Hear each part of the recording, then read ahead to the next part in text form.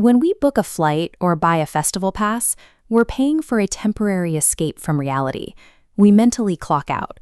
We assume the environment we paid for, a hotel, a private rental, a VIP area, comes with a built-in safety net.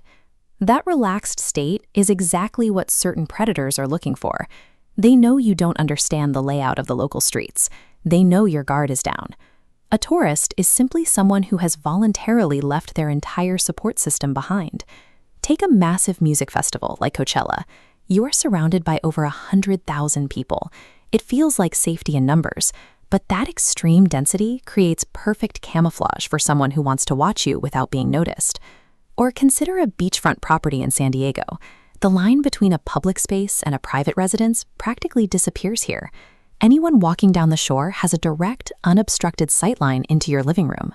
Then there's the opposite extreme, an isolated desert rental in Palm Springs. You rent it specifically for the privacy. But that modern glass architecture sitting alone in the brush means if someone does find you, there are no neighbors around to hear you scream. A chaotic crowd, an open beach, and an empty desert. These environments look completely different, but they share a fatal flaw. They trick us into believing we have a secure perimeter, when in reality, we are completely exposed. Our brains are wired to catch danger early. We register an anomaly and instincts fire a warning. But a secondary psychological filter blocks that alert. We suppress survival instincts to avoid ruining the trip, prioritizing the social contract over safety. This is cognitive override. At Coachella, a young woman kept noticing the same older, scruffy man in a black shirt staring at her from across the grounds.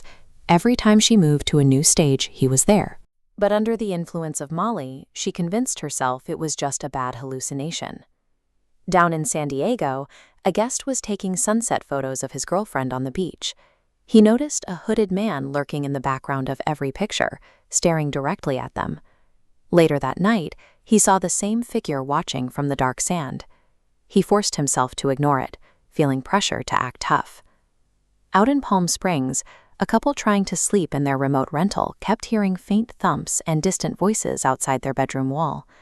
Rather than investigating, they forced themselves to believe it was just the house settling or desert wildlife moving through the brush.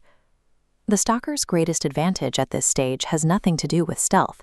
They are relying entirely on you to gaslight yourself. Once they know you aren't going to raise an alarm, they move to the next step. They shift from observing from a distance to actively probing your physical and psychological defenses. At Coachella, the man in the black shirt finally closed the gap. He waited until the crowd separated the woman from her friend. Then he stepped right up to her side. He invaded her personal space, testing her compliance by offering unsolicited help. The San Diego stalker monitored the couple from the shadows of a midnight bonfire, trailing them back to the rental property to mark their location. After moving away from the window, the hooded man entered through the front door. The guest heard the floorboards groan as the weight of an intruder pressed against the other side of his bedroom door, violently jerking the locked handle. The Palm Springs predator used the environment to test the perimeter. He intentionally walked a path around the isolated house, triggering the exterior motion lights one by one. He was encircling the property, watching to see how the occupants would react. The boyfriend finally broke his cognitive override. He grabbed a kitchen knife, stepped out into the pitch-black desert yard, and found fresh shoe prints stamped into the sand. He followed those tracks straight to a closed pool equipment shed beside the house. He stood feet from the shed, listening in the dead silence.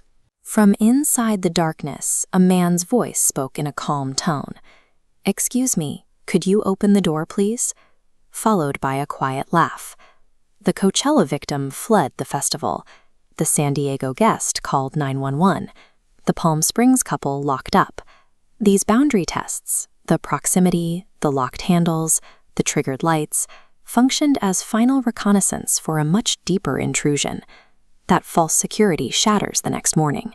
This is the final stage, where the victims finally discover that their locked doors completely failed them, and that the predator had already been inside. Back at their Airbnb, the Coachella victim woke up to her friends screaming her name. She realized instantly that the horrible hallucination she thought she had during the night, the man from the festival standing silently in her bedroom doorway, was a reality. There, stamped into the clean hardwood floor, were muddy boot prints. They tracked straight from the front door, directly down the hall, and stopped exactly at the edge of her bedroom doorway. He had actually been standing over her while she slept. Police cleared the hallway 5 minutes after the emergency call, but morning light revealed a deeper violation.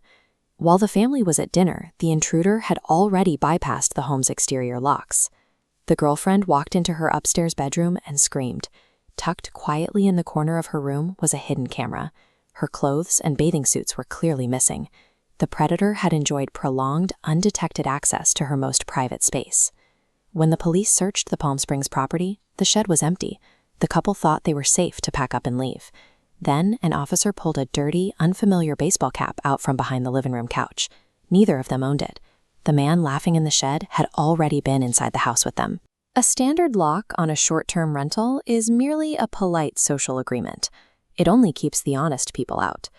When we step into unfamiliar environments, our own primal human instinct is the only security system that cannot be hacked.